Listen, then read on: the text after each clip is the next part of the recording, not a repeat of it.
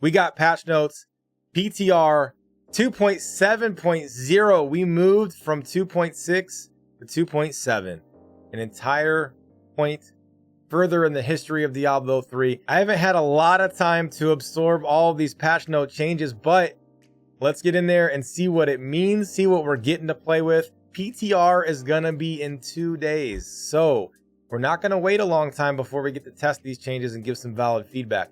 All right, I'm going to skip over the beginning stuff because, you know, most of you guys can already read that, but it says the update begins February 25th, or the PTR begins February 25th, which is 2 days from now, which is when they just dropped these patch notes.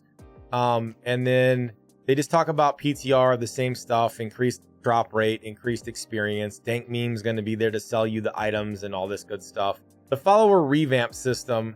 The follower system for D3 has been revamped and will be made permanently available for season and non-season play.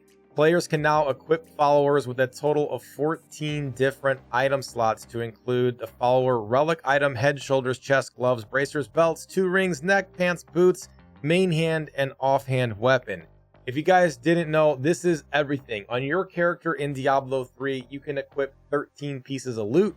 They're giving us all 13 pieces plus the follower item for a total of 14.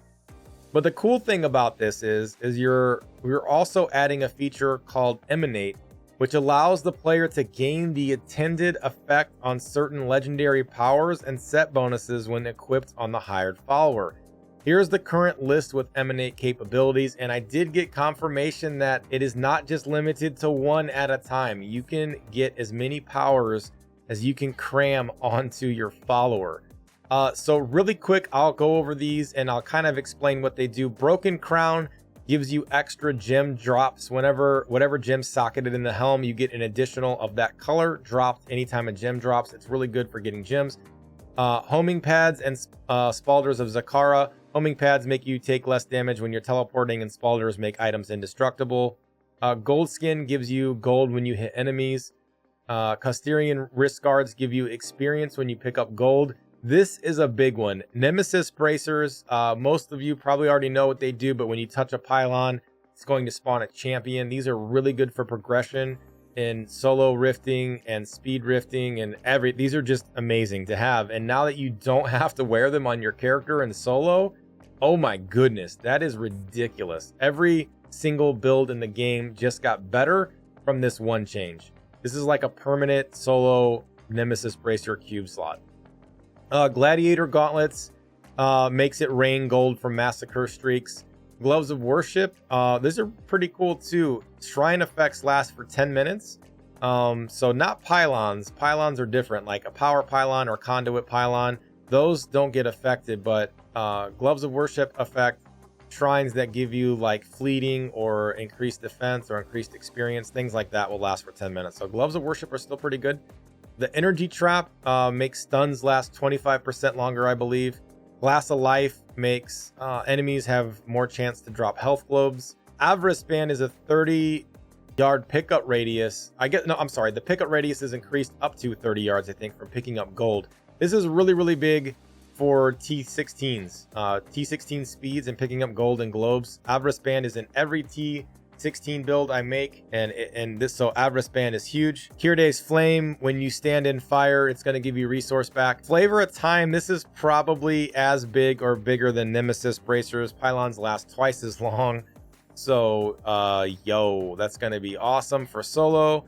And then Cage's Journey and Kane's Destiny. So Sage's gives you double Death Breath drops in your T16s. This is ridiculous for Death Breath farming.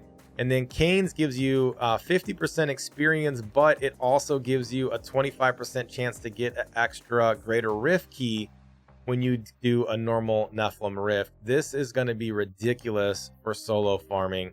All the solo players out there should be pogging out right now at how good these changes are. And then the scout, on top of just getting the paper doll, they're also adding revamp skills for all the things. So we're going to look at Scoundrel real quick. Crippling shots is going to give us 80% slow enemies by 80% for up to 6 seconds. Power shot is going to stun enemies for up to 6 seconds.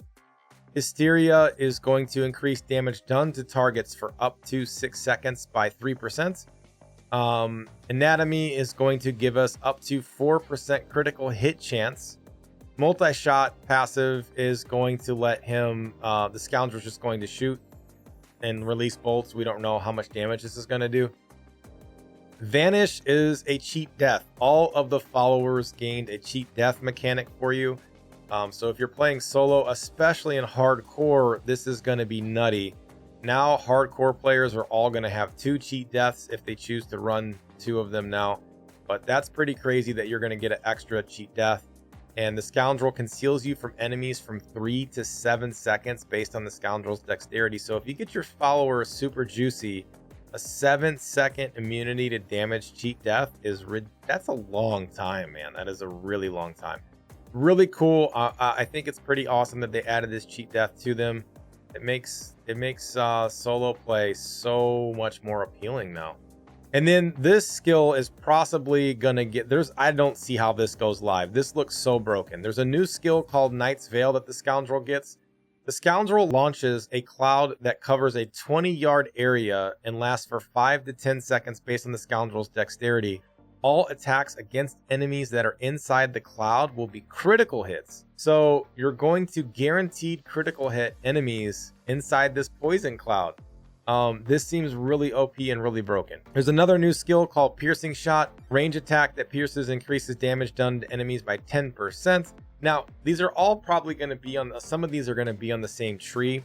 So we'll have to make sacrifices, like maybe we can't get Knight's Veil and get the cheat death passive at the same time. We'll have to see what the cooldowns are, but this looks pretty good. Templar got some reworks. Templar is not the best follower in my opinion anymore after these changes, but we'll go over his really quickly. Enemies that are hit by the Templar are slowed for 80% up to 3 seconds. He charges a target dealing weapon damage and stuns all enemies up to 3 seconds. Intervene, he taunts all enemies within 10 yards of you for 6 seconds based on the Templar's strength. Onslaught delivers a massive blow to an enemy for 800% weapon damage and causes the target and nearby enemies to take 10% increased damage for up to 6 seconds. And then when you take fatal damage, the Templar will rush to your aid, knocking back enemies within 15 yards and healing you for 15 to 25%. So Templar is not the best anymore. Erosion, the Enchantress Erosion conjures a pool of energy that deals 330 to 500% weapon damage as arcane for up to 7 seconds. Affected enemies take 10% increased damage. Focused Mind, the Enchantress has a 40-yard aura that gives you attack speed for up to 6% attack speed, reduces damage by 6% and increases armor by 3% and slows melee attackers by 60% for you and the Enchantress. You got a new skill, Temporal Rush. The Enchantress casts a guided orb that deals 150% weapon damage and slows enemies by 80% for up to 6 seconds based on her int. Increases your highest static elemental bonus by 5 to 10% based on intelligence. This one's pretty big. This is the skill that to me makes this maybe comparable to the Scoundrel. Just a flat 10% elemental bonus is pretty nutty. This could go pair really well with some things, especially we'll see if the Scoundrel gets nerfed too. And then reduces your cooldowns by 5 to 10% based on her int. A 10% cooldown reduction is again pretty nutty, so she's definitely got some juice. She has a cheat death mechanic, which again takes you out of damage for 7 seconds. The cheat death passives I already talked about. It's pretty cool, pretty nice. They also updated leaderboards. The solo leaderboard update. Greater Rift solo leaderboards now contain additional filters to sort by. This update provides a total of 7 filters available per class. You can filter by class sets, no class set, which would be like Legacy and Nightmares, and then overall everything mixed in. So being able to filter by class set is pretty awesome because you could then compete against, like, I'm the best Rothma player, I'm the best Traguls player, I'm the best Tal Rashas or Firebirds, whatever set you like to play. You know, say I'm the best Sun Wukong Wave of Light monk. You know, you can go through there and like climb leaderboards based on your set.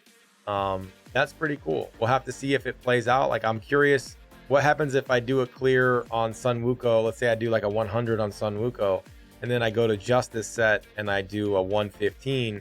Is that 100 Sun Wukong set still going to be saved?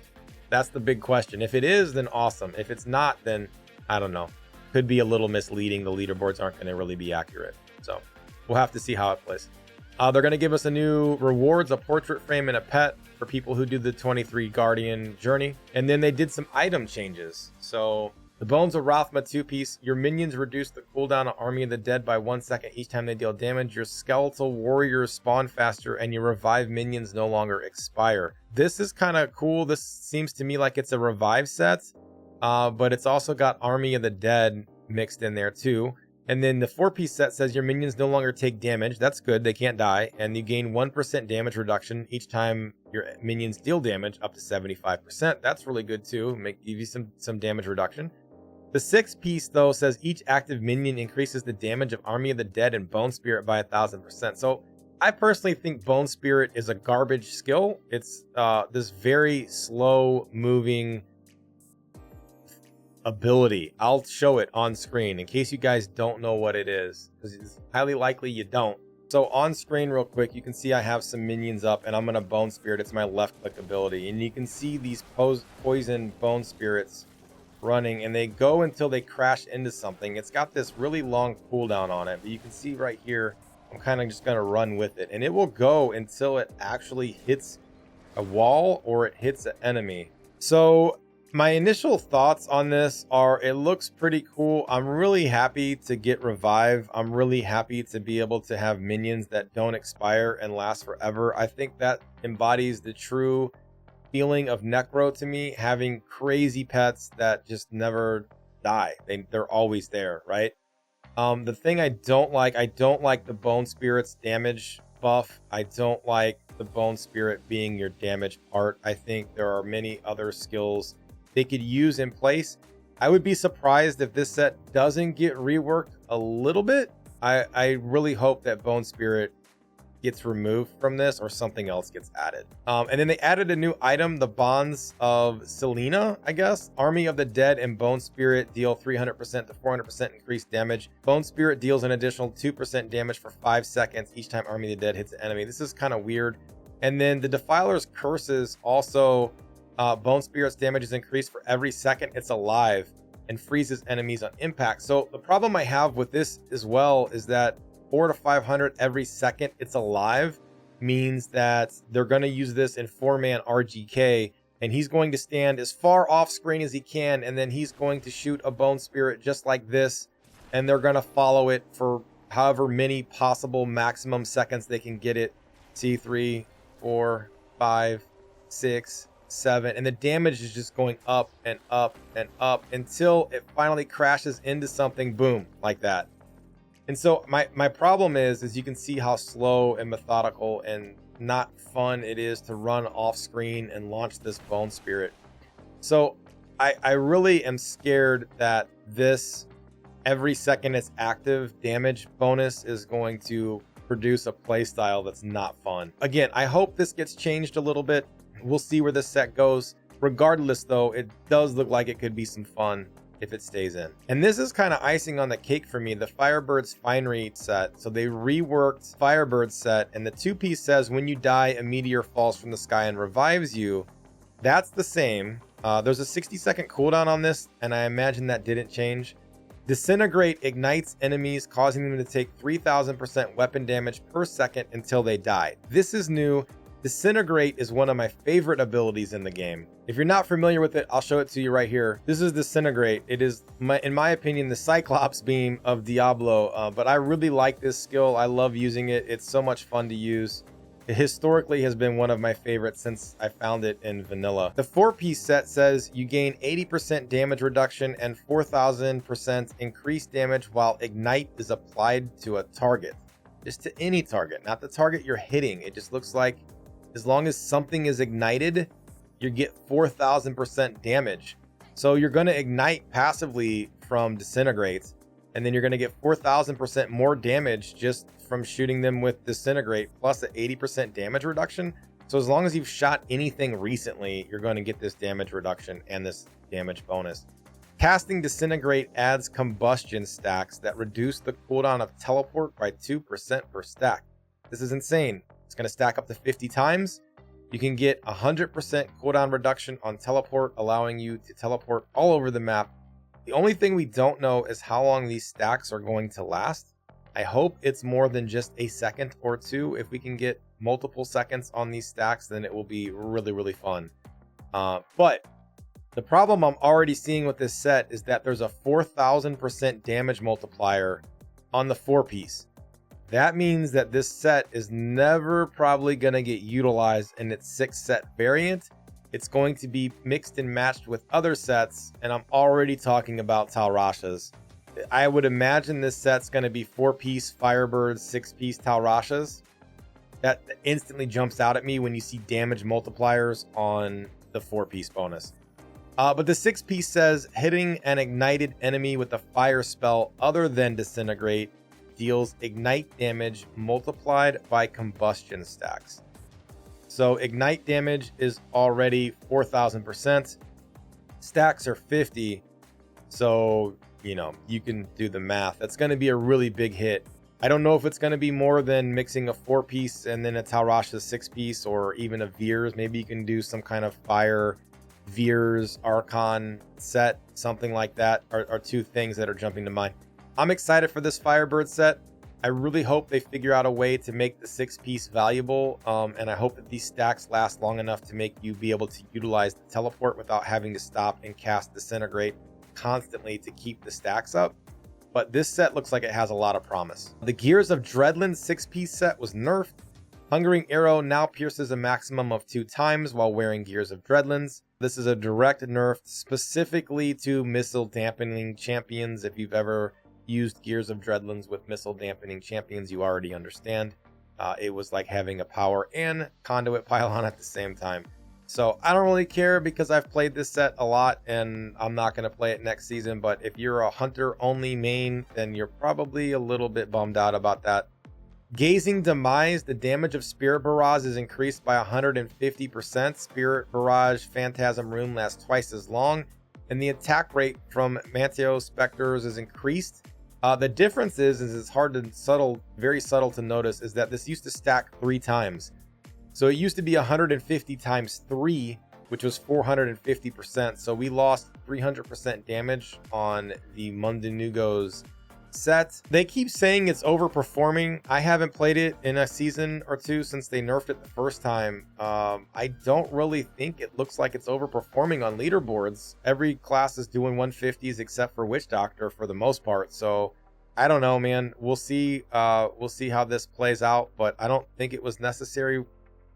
Obviously they have more analytics than I do, so that's cool. I'm not going to play it anyways next season, so if you're a Witch Doctor main, I'm sorry. Blackthorn's Jousting Mail replaced one primary property with a random elemental damage affix. Okay, still probably not going to use it, but maybe we'll put the legs on or something. I don't know. Set class dungeon update. Accounted for the Necromancer redesigns, Bones of Rothma. We have revived corpses instead of raised skeletal mages. And that's it for the patch notes. Pretty juicy. The meat and potatoes are the follower revamp and then the 2 class rework sets.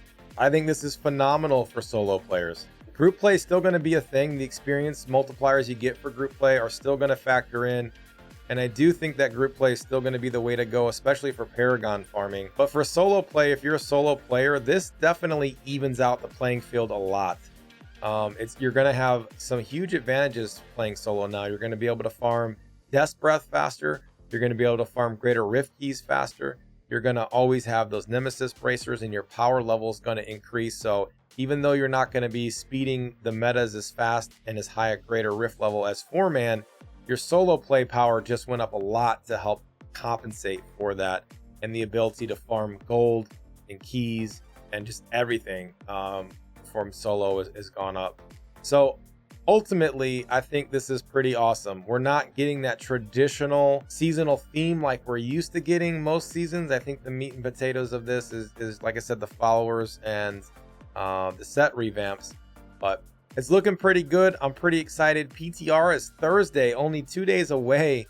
So that's pretty cool. So we will jump into PTR and get busy, test the things. I wouldn't be surprised if we don't see some revamps on the Necro set and maybe even the Wizard set to make it not mix and match as well as it does, because I don't think their intent is to design a complimentary set for Tal Rasha, and I think that's what they've done. All the BlizzCon hype for Diablo, plus now we got some Diablo 3 juice. Man, what a week, boys. I'll be back with some PTR results. If you guys want to watch PTR live, I'm going to stream the PTR, twitch.tv/the Pchild.